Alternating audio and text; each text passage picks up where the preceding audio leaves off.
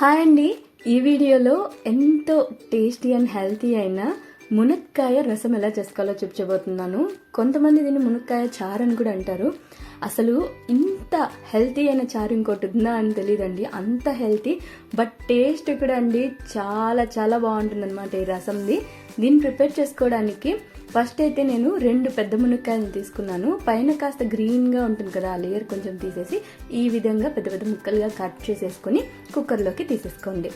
ఇప్పుడు ఇందులోకి నేను 4 టేబుల్ స్పూన్ల కందిపప్పు తీసుకున్నాను. కడిగేసి ఒక 10 నిమిషాలు నానబెట్టాను అంతే అండి. సో ఈ పప్పు మొత్తాన్ని యాడ్ చేసేసుకోవాలి.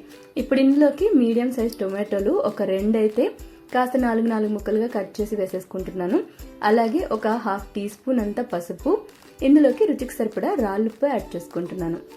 ఇవన్నీ యాడ్ చేసిన తర్వాత జస్ట్ మనకు మునక్కాయ ముక్కలు మునిగేంతలాగా వాటర్ని అయితే యాడ్ చేసుకోవాలి. యాడ్ చేసేసుకొని మూత పెట్టి కరెక్ట్గా ఒక మీడియం ఫ్లేమ్లో 4 విజిల్లు ఉడికిచ్చేసుకోండి.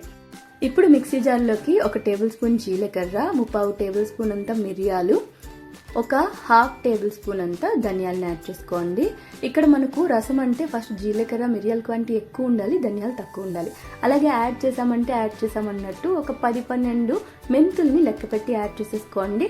ఒక 3 ఎండుమిరపకాయలు, కాస్త కొత్తిమీర, వీటితో పాటు పొట్టుతో ఉన్న వెల్లుల్లిపాయ రబ్బలు ఒక 7-8 యాడ్ చేసేసి రోట్లో అయినా దంచుకోండి, లేదా మిక్సీలో అయితే ఈ విధంగా పరగ్గా దంచితే ఎలాగొస్తుందో ఆ విధంగా మనం గ్రైండ్ చేసుకుంటే సరిపోతుంది.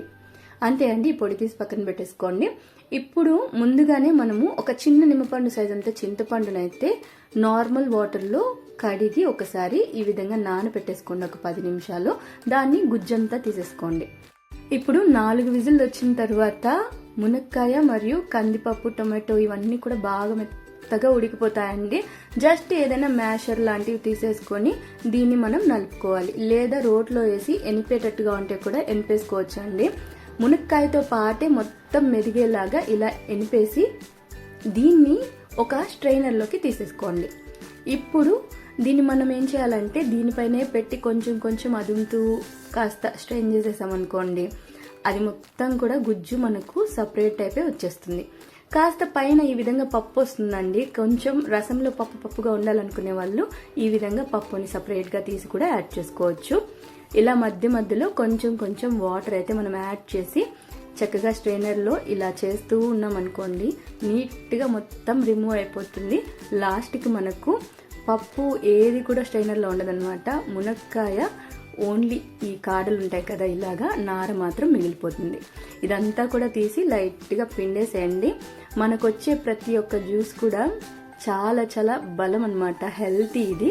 సో ఇలా మొత్తం తీసేసుకున్న తర్వాత ఇందులోకి ముందుగా చింతపండు రసం అయితే తీసి పెట్టుకున్నాం కదా, ఆ రసం మొత్తాన్ని యాడ్ చేసేసుకోండి. ఇలా యాడ్ చేసి దీన్ని ఒకసారి బాగా కలిసేలాగా మిక్స్ చేసేసిన తర్వాత ఇందులోకి కొంచెం కరివేపాకుని తుంచి యాడ్ చేసుకోండి. అలాగే కొత్తిమీర కూడా కాస్త యాడ్ చేసేసుకొని ఒకసారి కలిపి ఈ రసాన్ని అయితే మనము పక్కన పెట్టేసుకోవాలన్నమాట. నెక్స్ట్ దీనికి మనము సింపుల్గా ఒక పోపు ప్రిపేర్ చేసుకున్నామండి. దానికోసం ఫస్ట్ ప్యాన్లోకి 1 లేదా 1.5 టేబుల్ స్పూన్ అంతా ఆయిల్ తీసేసుకోండి. ఆయిల్ వేడైన తర్వాత ముందుగా మనం మిక్సీలో గ్రైండ్ చేసుకున్న మొత్తాన్ని యాడ్ చేసేసుకోవాలి. ఇలా యాడ్ చేసి అది చక్కగా పచ్చివాసన లేకుండా మనకు ఫ్రై అయిపోవాలి. ఇలా ఫ్రై చేసుకునే టైంలోనే ఒక 1/2 టీ స్పూన్ అంత ఇంగువ, అలాగే కొన్ని కరివేపాకు రెమ్మల్ని కూడా యాడ్ చేసి వీటితో పాటు కలిపి ఫ్రై చేసేసుకోండి. ఇప్పుడు ముందుగా మనము రసం అయితే రెడీ చేసి పెట్టుకున్నాం కదా, అది మొత్తాన్ని ఇందులోకి యాడ్ చేసేసుకోవాలండి.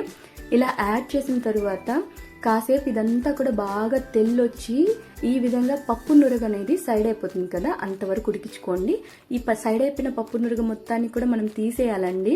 ఇది తినడం అనేది మన మోకాల నొప్పులకు కానీ ఇంకా వాయువు వస్తుంది కదా, వాటికి అస్సలు మంచిది కదనమాట. సో అది తీసేస్తేనే మంచిది. తీసేసి ఇంకా స్టవ్ ఆఫ్ చేసేసిన తర్వాత కొంచెం కరివేపాకు, కొత్తిమీర చివరిగా యాడ్ చేసేసుకోండి. అంతే అనమాట. టేస్టీగా మన మునక్కాయ రసం అయితే రెడీ అయిపోయింది. ఈ విధంగా ఒక్కసారి ప్రిపేర్ చేసుకొని చూడండి.